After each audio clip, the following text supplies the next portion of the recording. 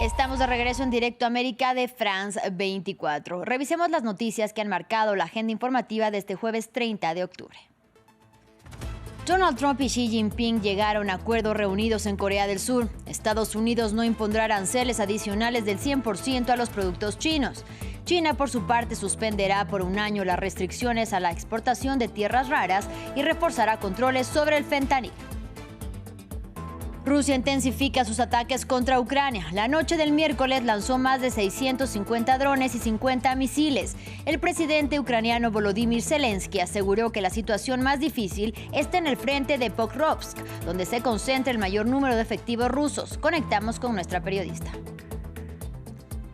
5 nuevos sospechosos del robo de joyas reales en el Museo del Louvre fueron detenidos, entre ellos uno de los posibles 4 ladrones que protagonizaron el que es considerado como el robo del siglo y de quien tienen pruebas de ADN. Del rastro de las joyas todavía no se sabe nada.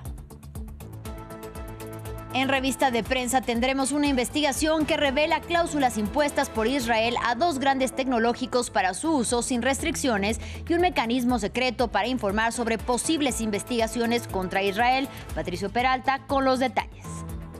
Y en economía hablamos de Estados Unidos, cuyo Banco Central decidió recortar nuevamente las tasas de interés. Eso aunque reconoce la dificultad en el acceso a los datos debido al cierre administrativo que hoy entra en su día 30 y que ya es el segundo más largo de la historia. Los detalles en minutos con Daniela Blandón.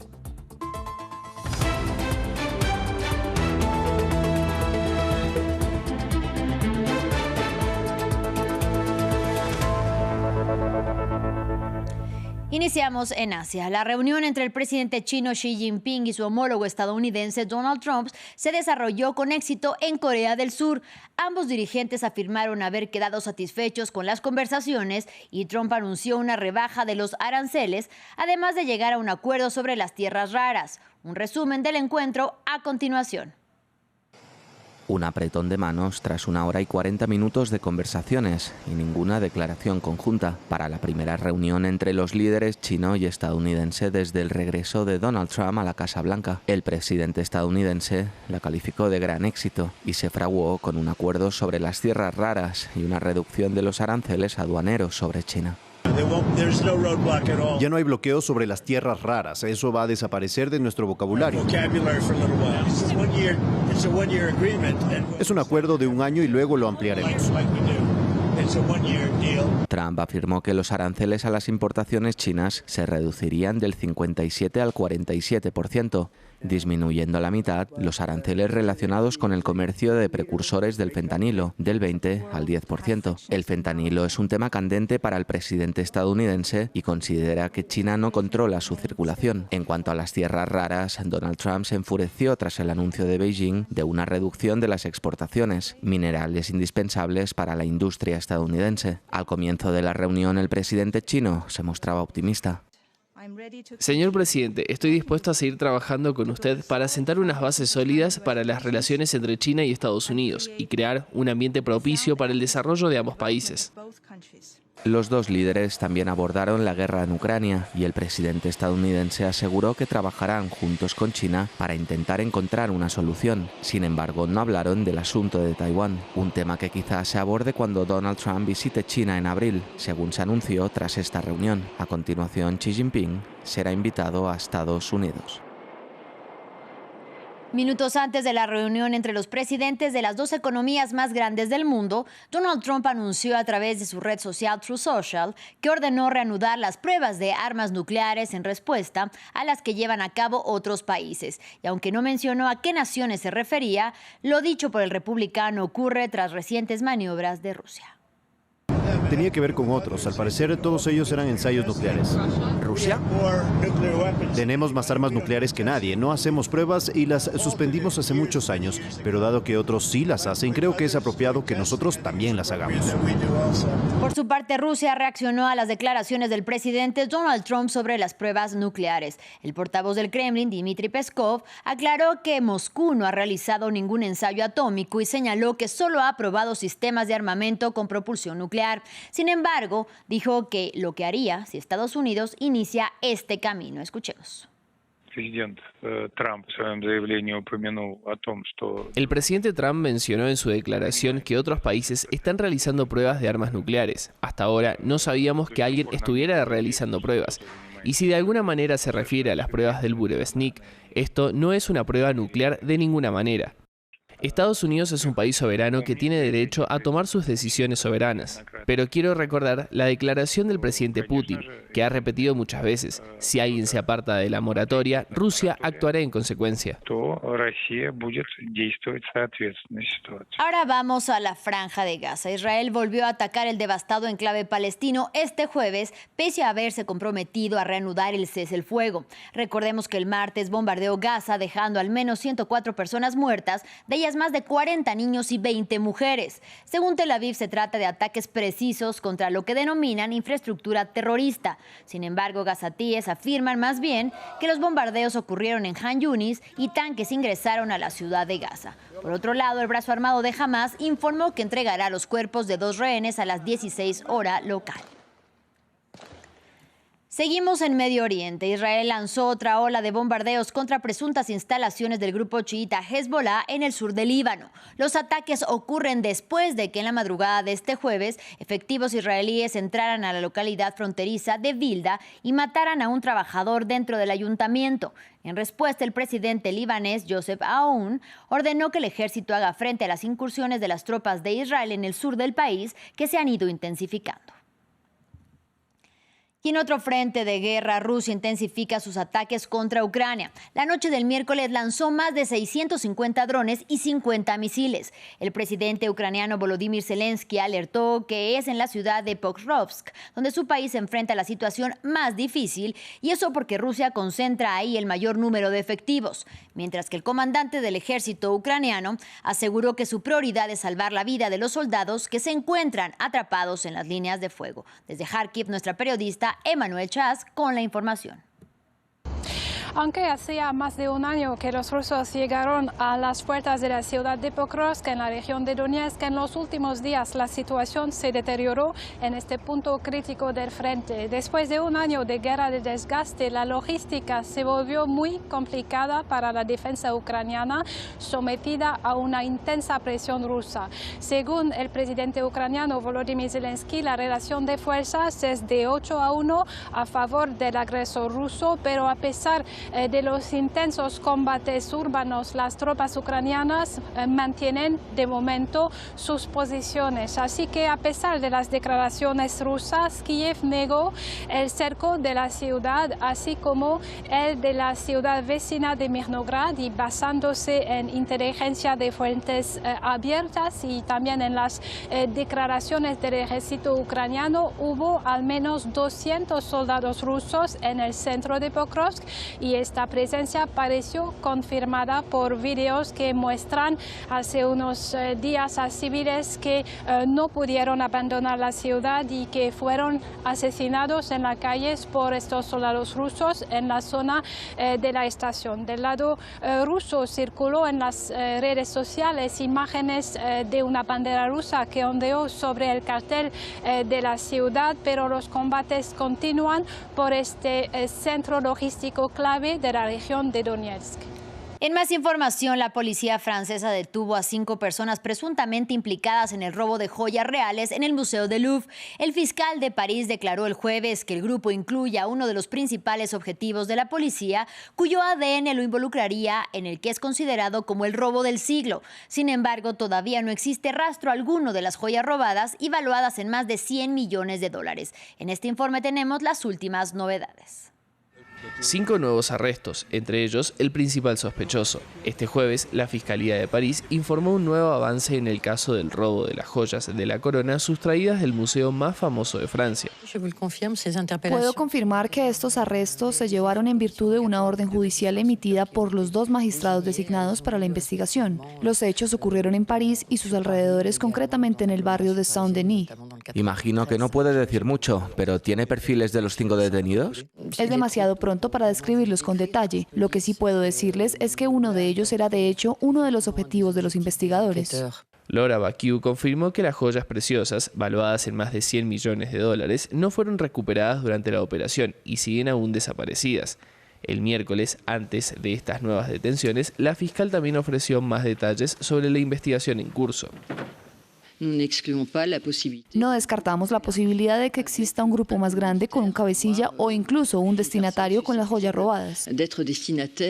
Contrariamente a lo que han informado algunos medios de comunicación, actualmente no hay evidencia que sugiera que los perpetradores contaran con ayuda interna del museo. 2 sospechosos adicionales, arrestados el fin de semana pasado, recibieron cargos preliminares de asociación ilícita y robo, tras admitir parcialmente su responsabilidad en el delito. Los 2 hombres de unos 30 años fueron identificados gracias a las muestras de ADN encontradas en el lugar. Tienen antecedentes penales por tráfico de menores y robos, pero no parecen ser los autores intelectuales del hurto al museo.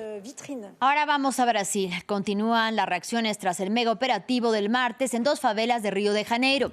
La Defensoría Pública reportó que al menos 132 personas murieron en medio de la operación policial y militar contra el grupo denominado Comando Vermelho. En respuesta, el gobierno de Luis Ignacio Lula da Silva cuestionó el proceder de las fuerzas de seguridad locales, mientras que las autoridades de la ciudad de Río argumentan que los operativos fueron totalmente legítimos. Diego Bassani nos trae los detalles. Opiniones divididas por la operación contra el narcotráfico en Río de Janeiro. Este miércoles, las autoridades federales justificaron el operativo militar contra la organización denominada como Comando Vermelho, que dejó más de un centenar de muertos, entre ellos algunos miembros de la fuerza pública. En la batalla de ayer, la policía salió victoriosa. Nuestras 4 víctimas fueron los policías asesinados. El resto eran delincuentes. No era nuestra intención matar a nadie. Queríamos arrestarlos a todos con vida, pero fue una represalia. Una consecuencia a la fuerza que ellos llevaron a cabo y del uso desproporcionado de la fuerza por parte de los delincuentes. Mientras tanto, el gobierno de Brasilia pidió explicaciones a las autoridades locales que coordinaron el operativo y se mostraron alarmados por la magnitud de las cifras de fallecidos. Este miércoles, el mandatario protagonizó un homenaje a las personas que perdieron la vida. Guardemos un minuto de silencio aquí en el Palacio de Planalto por todas las víctimas de esta operación en Río de Janeiro. Los policías, los residentes, todos ellos. Policiais, moradores, por todos ellos. A su vez, tanto familiares como decenas de ciudadanos salieron a las calles de Río de Janeiro para pedir justicia por lo que catalogan como asesinatos extrajudiciales. ¿Cuál es la política de Estado? ¿Solo matar? No hay ninguna política, solo muerte. ¿Qué hizo hoy el gobernador? Ayer mató. Por su parte, la Oficina de Derechos Humanos de las Naciones Unidas enfatizó en que las acciones estatales contra miembros de bandas armadas en Brasil deben ser revisadas e instó a que se respeten los protocolos internacionales de seguridad. Vamos con revista de prensa. Y Patricio Peralta ya está aquí con nosotros en los estudios para hablar acerca de lo que llevan algunos de los principales medios internacionales. Bienvenido, Patricio. Elena, ¿qué tal? Buen día. Vamos a abrir esta revista de prensa con una investigación sobre la complicidad de grandes empresas como Google y Amazon con Israel. Así es, The Guardian, la revista Más 972 y el medio Local Call publican esta investigación sobre la firma de un contrato de $1.200 millones en 2021 entre el gobierno de Israel con Google y Amazon para proporcionarle el servicio avanzado tanto de computación como de inteligencia artificial dentro del proyecto Nimbus. ¿Qué es este proyecto? Bueno, estaba diseñado para permitir a Israel transferir grandes cantidades de información desde sus unidades militares, sus entidades gubernamentales, a los servidores de estas 2 empresas. Ahora, ¿cuál es el temor de Israel con esto, de compartir justamente estos datos delicados a estas nubes? Bueno, que un tribunal, por ejemplo, ordene a las empresas, Google y Amazon, entregar los datos de Israel por una investigación que se esté llevando en su contra. Por ejemplo, si el uso que Israel hace de sus productos estuviera relacionado con violaciones de los derechos humanos contra los palestinos, que esto lo pueden presentar, por ejemplo, activistas, organizaciones en Estados Unidos o en la Unión Europea en contra de Amazon o Google, diciendo que ellos están siendo cómplices de estas violaciones de derechos humanos, pues las autoridades judiciales o la policía, la fiscalía puede pedir a estas empresas que entreguen esta información justamente para investigar. The Guardian accede a una versión final del contrato en el que se observan 2 exigencias estrictas que Israel impuso a los gigantes tecnológicos y que habrían aceptado. La primera, obliga a las empresas a notificar de manera secreta a Israel si un tribunal extranjero les ordena entregar esta información. ¿Y cómo lo hacían? Con el mecanismo guiño o una compensación especial, que es lo que dice específicamente en el contrato, que consistía en que las empresas enviaban pagos en shekels con 4 dígitos que corresponden al código para las llamadas de cada país más 0. Por ejemplo, si las empresas se vieron obligadas a entregar información a las autoridades estadounidenses, el prefijo de Estados Unidos para una llamada es +1. Entonces enviaban el 1 más 3 ceros para completar los 4 dígitos, enviaban 1,000 shekels a Israel. Si fuera, por ejemplo, Italia el que solicitaba esta información, el prefijo de Italia es +39. Para completar los 4 cifras necesitan 2 ceros más. Entonces enviaban 3,900 shekels. Y así con todos los códigos de cualquier país. Sí, y para esto tenían un plazo de 24 horas para poder notificar una vez que les piden esta información. ¿Cuál era la segunda cláusula? Según The Guardian, prohíbe a Google y a Amazon restringir el uso que Israel hace de sus productos, ya sea como resultado justamente de una orden judicial. ¿Esto qué significa? Por ejemplo, el mes pasado esta misma alianza de medios pues reveló que Israel había violado los términos de Microsoft por almacenar cientos de llamadas interceptadas hechas por palestinos, por lo que Microsoft decidió restringir o bloquear el acceso al ejército, a las unidades militares israelíes. Precisamente para evitar que esto pase, con este contrato incluyeron esta cláusula. Entonces, la disposición de ambas compañías a aceptar estas condiciones fue, al parecer, dice el medio, uno de los motivos por los que ganaron el contrato frente a Microsoft. Y lo que señala también el medio es que, claro, si no cumplían estas cláusulas, tanto Google como Amazon, y querían, por ejemplo, acatar lo que dice la ley, que es no informar sobre investigaciones que se están realizando justamente para no alertar a la persona que se está investigando, pues si incumplían esta cláusula, tendrían sanciones económicas y tendrían que pagar estas empresas a Israel grandes cantidades de dinero. A solicitudes de información que se realizaron a estas empresas, los medios informaron que niegan haber pues participado de estas cláusulas y que no se ha hecho ningún tipo de envíos con estos códigos secretos que se enviaban. Como bien lo describías en un inicio, es por una parte enfrentarse a hacer lo correcto, que es decir, no ser cómplices de la violación de derechos humanos en Gaza, pero por otra, sino atenerse a las sanciones económicas por parte de Israel. Así es, contra la espada y la pared, dirían. Exactamente. Bueno, y cambiando de tema, vamos a Estados Unidos con el anuncio de Donald Trump. ¿Así inició una carrera armamentística? Bueno, eso es lo que se preguntan justamente varios medios de comunicación. The Washington Post recoge la declaración de Trump de realizar pruebas de armas nucleares, al igual que Rusia y China, que no ocurría desde 1990. El medio hace un repaso de las pruebas de estos países a lo largo de la historia. Según la Asociación para el Control de Armas, desde 1945 se han producido más de 2,000 explosiones de prueba nuclear en todo el mundo. Vamos con Rusia. La última vez que realizó una prueba nuclear fue en 1990, cuando aún era la Unión Soviética. Sin embargo, se denunció que probablemente llevó a cabo otro tipo de pruebas de manera secreta. Hasta esta semana, justamente, que Vladimir Putin informó que han probado con éxito un torpedo de propulsión nuclear llamado Poseidón.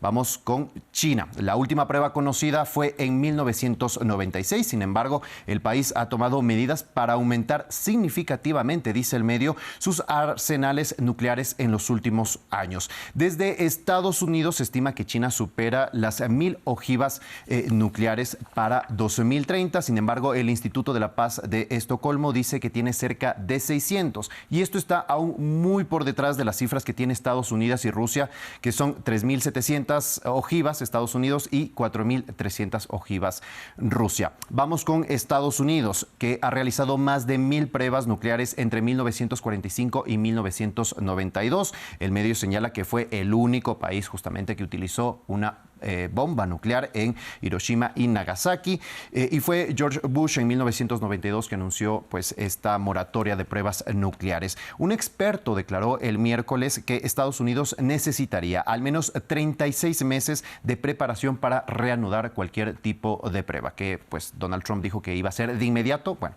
tienen un poco de tiempo para preparar esto. Y el Kremlin ya respondió que ellos no están realizando pruebas nucleares, pero que si Estados Unidos lo hace, ellos también. Y ahí empieza la carrera armamentista. Ahí empieza la carrera, así es.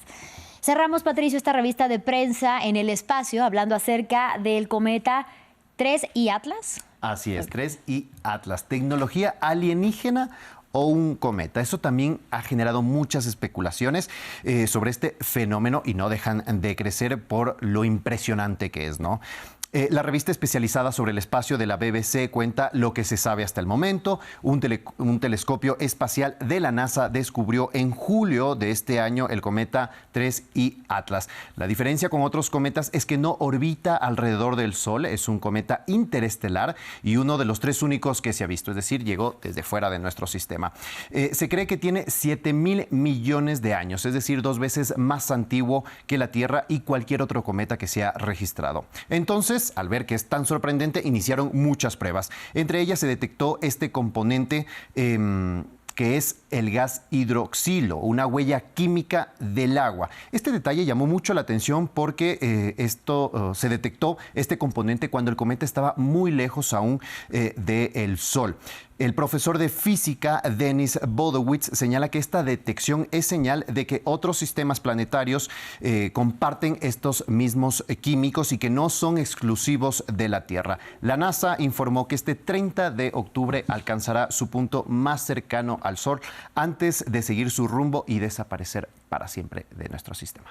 Muchísimas gracias por los temas de revista de prensa, Patricio Peralta. A ti, Elena, ya nos vemos. Claro que sí, hasta la próxima. Y ahora es tiempo de economía en France 24.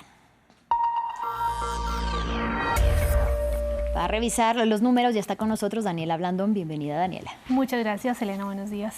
Buenos días. Vamos a iniciar hablando de Estados Unidos y de China que tranquilicen de alguna manera a los inversionistas. Todos los ojos estaban puestos sobre esta reunión de los dos mandatarios y después del encuentro de 1 hora y 40 minutos al margen del encuentro de APEC en Corea del Sur, los presidentes de las dos mayores economías del mundo limaron asperezas, o al menos así se deja ver según los acuerdos a los que dicen que llegaron. Por un lado, la Casa Blanca asegura que bajará del 57 al 47% los aranceles efectivos a su rival, que a su vez suspendería durante un año las más recientes restricciones a las exportaciones de tierras raras y hará más para luchar contra el comercio ilícito de fentanilo. Beijing también prometió que se reactivarán las compras de soya a Estados Unidos, que es su principal proveedor y que habían sido suspendidas como parte de las rencillas comerciales. Estas fueron algunas de sus declaraciones.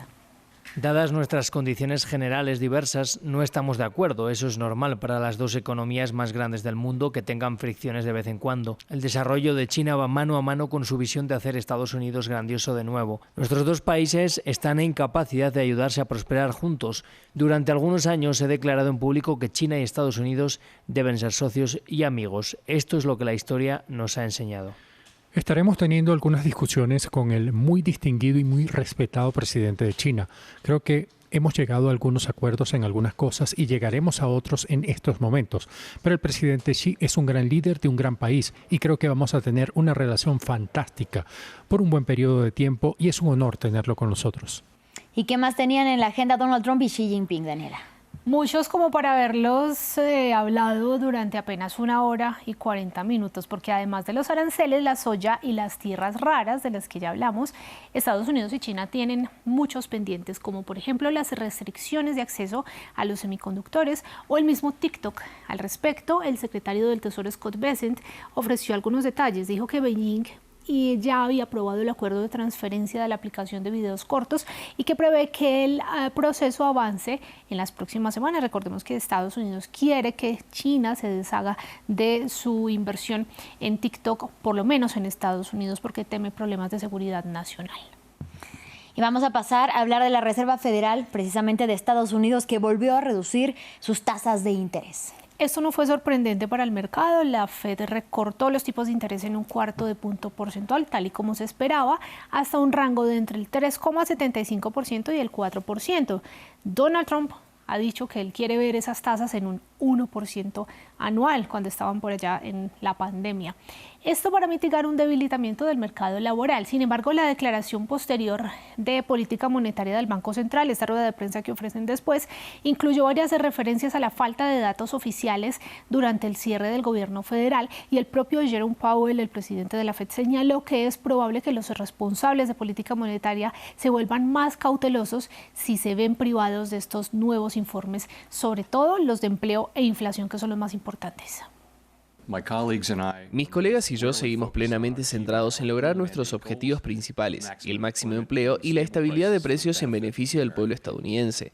Si bien algunos datos importantes del gobierno federal se han retrasado debido al cierre parcial del gobierno, la información disponible de los sectores público y privado indica que las perspectivas de empleo e inflación no han variado mucho desde nuestra reunión de septiembre. Las condiciones del mercado laboral parecen estar enfriándose gradualmente y la inflación se mantiene algo elevada. Daniela, nada más para continuar en este tema, ¿la decisión de la Fed ocurre pese o a la par de las presiones de Estados Unidos sobre la Fed?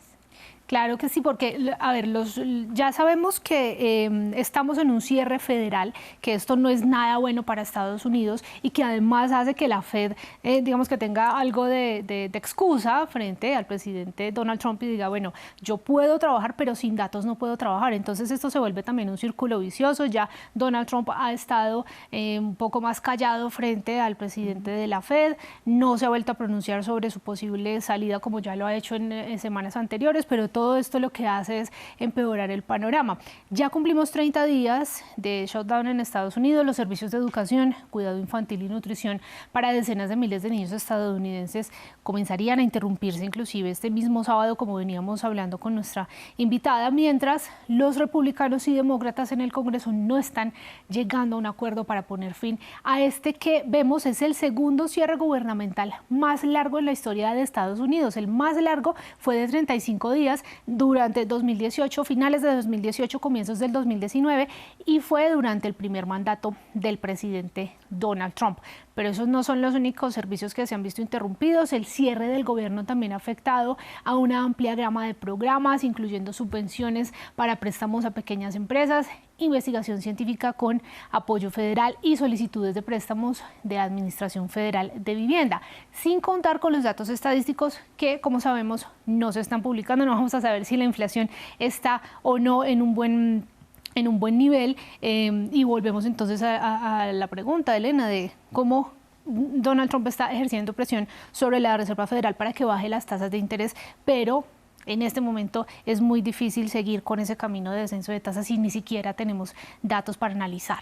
Ya hacíamos las cuentas ayer, ya en cuestión de 5 días se cumpliría entonces, o más bien sería el mayor. El más largo de la historia, y los dos primeros en cabeza de Donald Trump. Ahí está. Ahora vamos con noticias empresariales, Daniela. Bueno, porque seguimos en temporada de resultados de tercer trimestre. Comenzamos por Microsoft, que subió sus ingresos en 18% anual. En el tercer trimestre registró un gasto de capital récord. Meta y Alphabet también están gastando más a medida que las grandes tecnológicas trabajan para aprovechar la creciente demanda de inteligencia artificial. Por ahora, la inversión de Microsoft sí está dando frutos. Su negocio de computación en la nube creció 40%. Puma, por su parte, mantuvo la previsión de que este año generará pérdidas al tiempo que anunció planes para suprimir 900 puestos de trabajo. Su valor de mercado se ha reducido a la mitad desde principios de este año debido a las dificultades para generar interés en sus zapatillas y en sus prendas deportivas en una industria cada vez más competitiva. Y las ganancias netas del gigante británico Shell se dispararon en 24% en el tercer trimestre gracias a la mejora en los márgenes de comercialización, también a los volúmenes de ventas, pese a la caída de los precios del petróleo. Eso generó un acto simbólico frente a su sede de activistas ecológicos que vinculan sus actividades con el huracán Melissa, uno de los más potentes jamás registrados en Jamaica debido al calentamiento global que dicen ellos es causado principalmente por la quema de combustibles fósiles. Gracias, Daniela Blandón, por la información económica y por este análisis acerca del shutdown y de lo que ocurre en la Fed en Estados Unidos. Claro que sí, para eso estamos acá, estaremos después con más información. Claro que sí, hasta la próxima. Y gracias a ustedes por su compañía. En breve, más información.